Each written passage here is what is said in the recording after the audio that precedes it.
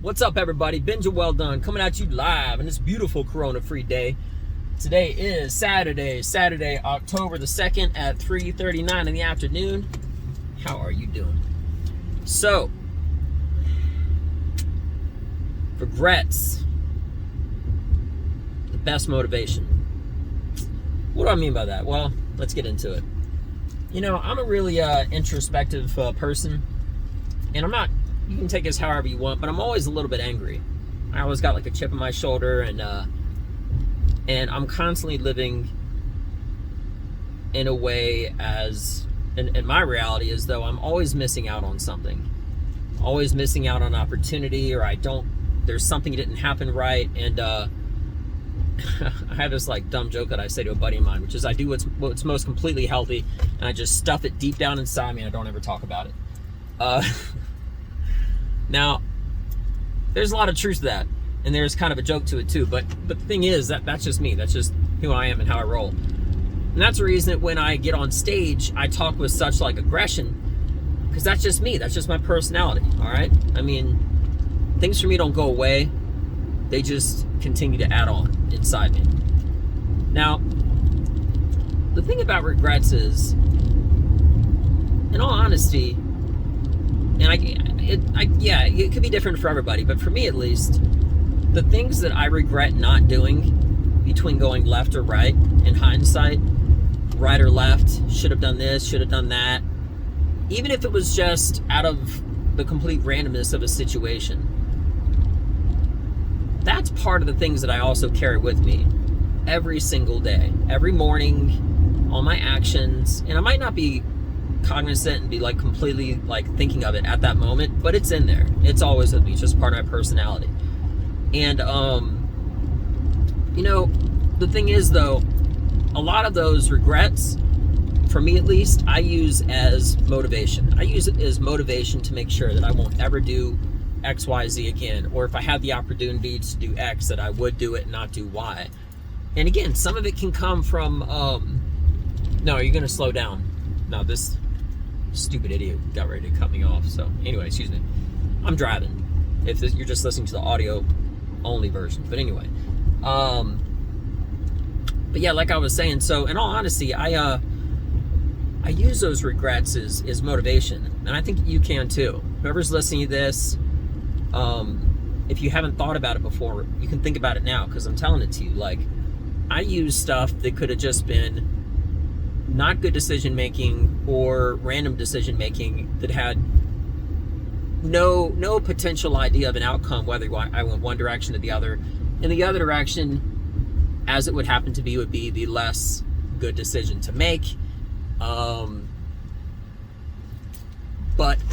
I think as long as you learn from your not just decisions, but I mean regrets, you know, stuff that's like, you know, just things are pretty paramount, that you can use that as day-to-day motivation to make sure that either you will accomplish that goal,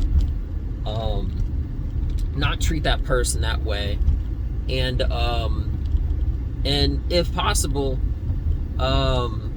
correct it. You know, some of the biggest regrets that I have are from my Army service. I didn't get everything accomplished that I wanted to. And I got so much going on now. I've thought on multiple occasions just to rectify the things that I didn't get accomplished, for one reason or another. Not having to do with misbehavior or anything like that. That's just how it happened. Not having opportunities and stuff like that. That I'm not going to rejoin the military. I'm not going to join the military again. But there's so many different things that I want to do in the moment that I didn't get to do. And you could say, yeah, that's with everybody. They got one slot. They you know, for some special access program. I'm just making an example of something, okay? And they got 15 guys that want it, and they're not even doing it based off of merit. They might be doing it based off of seniority. So pretty much whoever's been in the military longest, even if you're not doing as good of a job, routinely, that's frequently how the military chooses its people. It's not the best way, but it happens, okay? And just to get it out, for what it's worth, maybe if they could only take one, they want the most senior position, so they can ideally explain how to do it to all their lower individuals. My thought on that, though, is if you take someone that isn't good at explaining things, they're not as interested in the job, they're not as good at the job, maybe someone lower ranked, okay, and this would be the opportunity of a higher ranked superior to try to persuade or offer something that's maybe better suited to do it, to take that class or to do that operation or whatever, you know, something like that. But anyway, that's I'm not trying to get too technical, but you know, I was just thinking the other day about all the different things that I wish that I did and that I could have done, and not just things from long ago, things that I don't really even have the opportunity, without getting into detail, to fix. You know, promises that I made and stuff like that. And I'm not saying this in a depressing way, but if you don't get the opportunity to fix something with someone, or with a job or an opportunity or whatever it is, you always can keep that promise.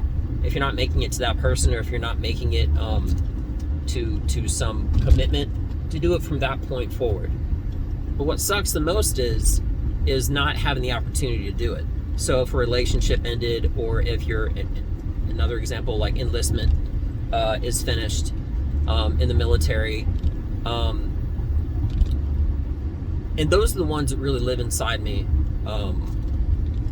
probably with, I'm not going to say the most, because in a funny way, like even the smallest, dumbest things from day to day add inside me, you know, and that's just who I am, okay, honestly.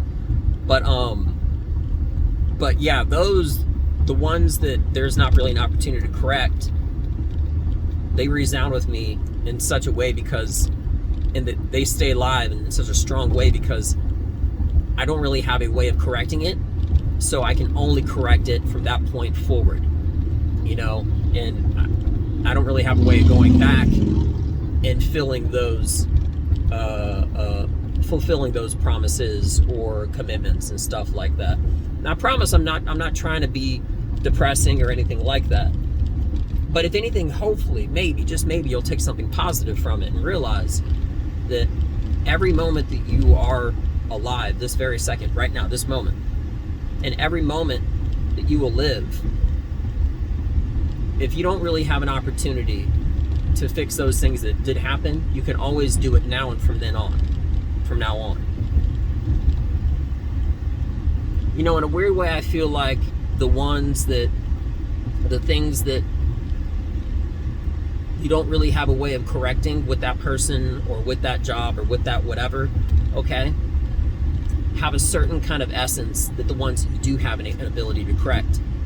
Because it's like, for me at least, I'm always fixing that one thing that I didn't get an opportunity to fix. And that really, in all honesty, is a part of my fuel and motivation and driving force for me, for myself and my life and the way that I live, you know? And I'm purposely, out of respect and some privacy, not getting into any details, but for what it's worth, for the world out there, for those that aren't ever going to listen to this and those that might, I'm not being weird right now, but I'm just going to say it out loud. I kept my promise. I'm keeping my promises in every single day. That's what I live for, okay? Putting my nose to the dirt and grinding out all the things that I either have an opportunity to do or didn't have an opportunity to do. I'm doing it now. And I think that that's the best way that you can really push yourself past that extra line. You know, the military was one of the, if not the biggest part of my essence, because I'm many things, you know? And when you take an oath, I saw a guy on Instagram today take an oath to join the military. You're not in the military and you don't take an oath, kind of like in a similar way to being married, okay, until you like another girl, or until you get out of the military. No, that's forever. And the oath of being a soldier is one that I live by. And I'm an artist. It sounds kind of pretentious to say, but I've said it before. There's nothing that doesn't say you aren't allowed to be a sniper and a painter. You know, art has a beautiful way of balancing out the savagery and tenacity it takes to be a soldier. You know? It's like, in a similar way, a lot of boxers learn how to take like ballet lessons and how to dance to help with their footwork. You know, brute force is always essential, but you have to have a very fragile trigger squeeze in order to make the bullet connect to where you want. So, you know, in the least pretentious way as possible, that's the reason I refer to myself as a warrior artist, because I have the warrior spirit inside me. I've done service, but I'm always a soldier. I'm always a warrior. I took my oath, and I live by it. Okay? I told somebody the other day, it's not like some enemy of the United States is going to be parachuting, and all of a sudden I'm not going to be like, oh, where's my uniform? No, you're a soldier. That's who you are. And whoever you are, be it a soldier or artist or whatever it may be, there's jobs and there's ways of life. You could learn how to paint, but not ever be a painter. You could learn how to be a soldier and not ever actually live that lifestyle. So in the most transparent way as possible, I say it with complete honesty and with full integrity. I'm proud to be a warrior, I'm proud to be a soldier, and I'm proud to be an artist, because those are the things that shape who I am and myself. And I use all those regrets and all those not best decision-making decisions that I've made previously to always help propel me into the life that not just I live now, but the life that I'm always working on continuing to be better on, as a soldier, as a warrior, as an artist, as myself. So maybe, just maybe, there's something that you think that if I said might benefit you, well, I'm glad, you know? And I've been doing this channel for a little over a year now, and sometimes I'll talk about funny stuff, but it always just has to do with knowing me more, so that when I'm on stage, or even off stage, if you see me one day, you'll already know me.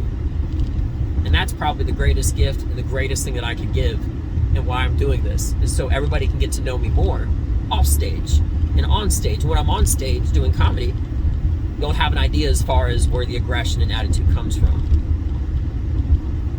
And that's just how I am. That's just me. You know, there's no acting or nothing about it. That's it. And if you're one of my closest friends, the conversations that we have are even deeper. But this is about as much as I can do on a not a one-to-one, but on a one-to-mass scale. Whoever may be listening to this, you know? So, with that being mentioned, I'm Benja Welldone. I hope you all have a beautiful day. Have a beautiful October the 2nd. Take care of each other, take care of yourself, and use those regrets as fuel for not just where you are, but where you want to be. I'm Benja Welldone. Check me out. Peace.